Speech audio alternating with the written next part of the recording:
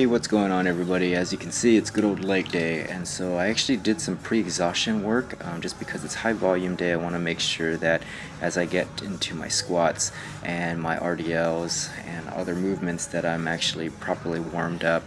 And so I'm doing some leg extensions, just getting some blood in there, kind of doing a little bit like 12 to 15 reps, even upwards to 20 reps, doing a few sets in this movement. I actually move over to leg press as well, and this is another thing that I typically don't do until after I do squats.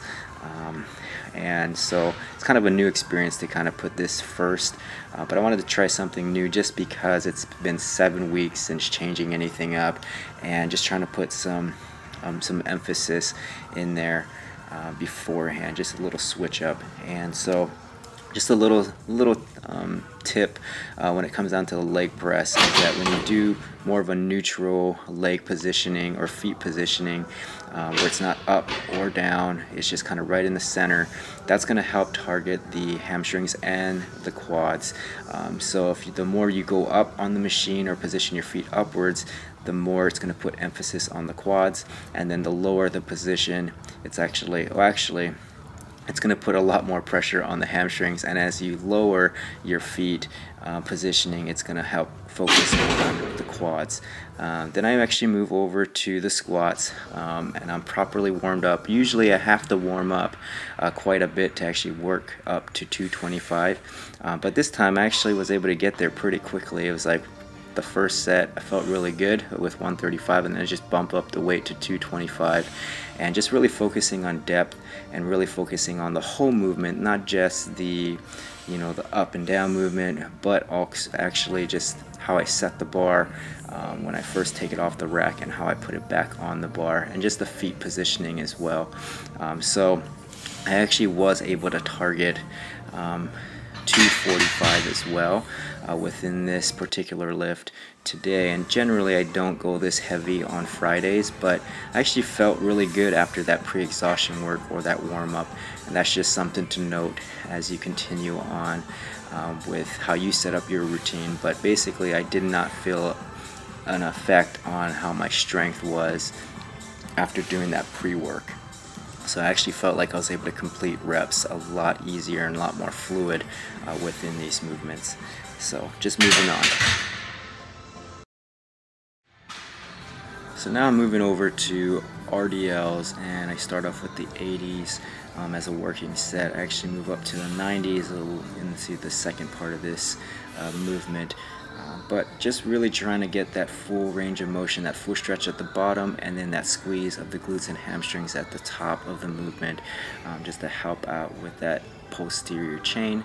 And the key is you want to make sure that you're not bowing out your back, or you just want to make sure that as you're going down, your hips are actually going a little out, and you're not breaking that spine neutrality as you're going down in that movement.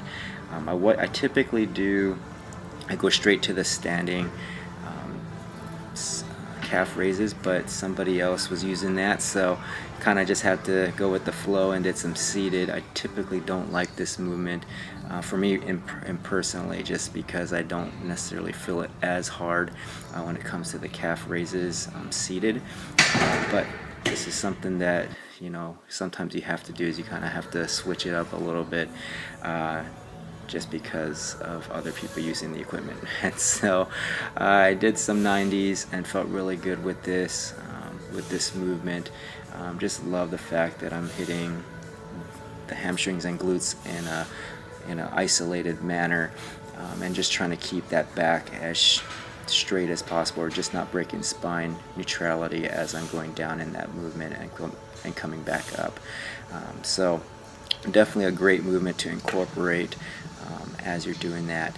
And then just going into seated calf raises once again, and then I'll have one more exercise to complete this workout.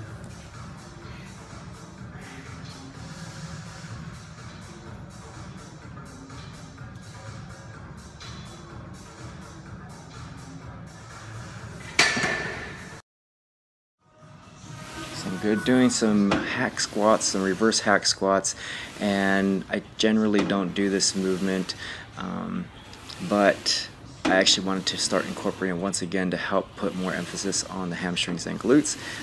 But as you can see, my back is not where it should be as far as proper technique, and it's just because I haven't done this for a while. So that's another reason why I videotape myself too, just to make sure that I'm not breaking technique or breaking form, and I can make adjustments on the next set. I just don't want to cause injury. I don't want to put pressure where it doesn't need to be.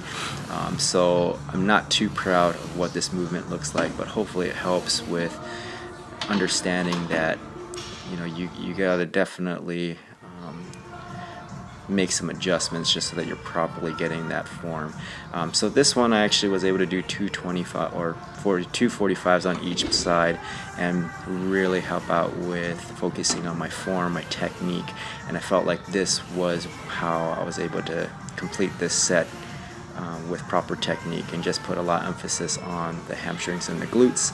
And then I'm still looking to do a video review on the pre-workout that I just got, Trigger, from Infinite Mass, so stay tuned for that. But if there's any questions or comments, please leave them below. I'll definitely address them and reply back to them, and thanks for checking in. Bye-bye.